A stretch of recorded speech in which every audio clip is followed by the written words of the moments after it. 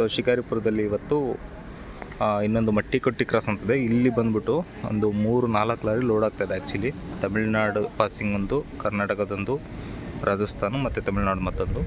So ಇಲ್ಲಿ ಇವಾಗ ಒಂದು 10 ಟ್ಯಾಕ್ಟ್ರಿಯಷ್ಟು ಶುಂಠಿ ಇವಾಗ ಆಲ್ರೆಡಿ ಬಂದಿದೆ. 1 2 3 4 5 6 7 8 ಟ್ಯಾಕ್ಟ್ರಿ ಆಗಿದೆ ಇವಾಗ ಸದ್ಯಕ್ಕೆ.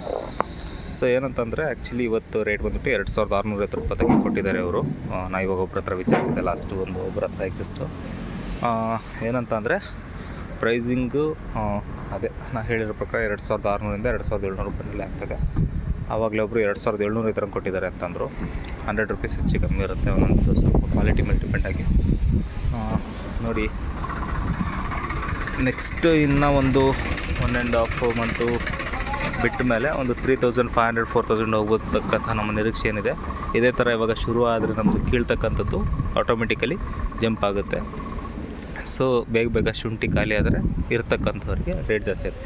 ಇವ್ರು ಕಿತ್ತಿರ್ತಕ್ಕಂಥದ್ದು 9 ತಿಂಗಳಲ್ಲಿ, ಬಟ್ ಒಂದು 3/4 ಎಕರೆಗೆ ಒಂದು 120 ಚೀಲ ಅಷ್ಟೇ ಬಂದಿದೆ ಅವ್ರದ್ದು. ಇಳುವರಿ ತುಂಬ ಕಡಿಮೆ ಆಗಿದೆ.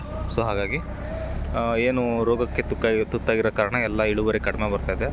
ಎಕ್ಸ್ಪೆಕ್ಟೇಷನ್ ನೀವು ಲಾಸ್ಟ್ ಟೈಮ್ ಇಟ್ಕೊಂಡಂಗೆ ಒಂದು 300 ಚೀಲ ಇದ್ದರೆ ಒಂದು 150 ಚೀಲ ಮಾತ್ರ ಲೆಕ್ಕ ಹಿಡಿಬೋದು. 50% ನಮಗೆ ಪ್ರಾಬಬ್ಲಿ ಸಿಗ್ಬೋದು ಅಂತ ಹೇಳ್ತಾ ಇರ್ತಕ್ಕಂಥದ್ದು. Okay, thank you.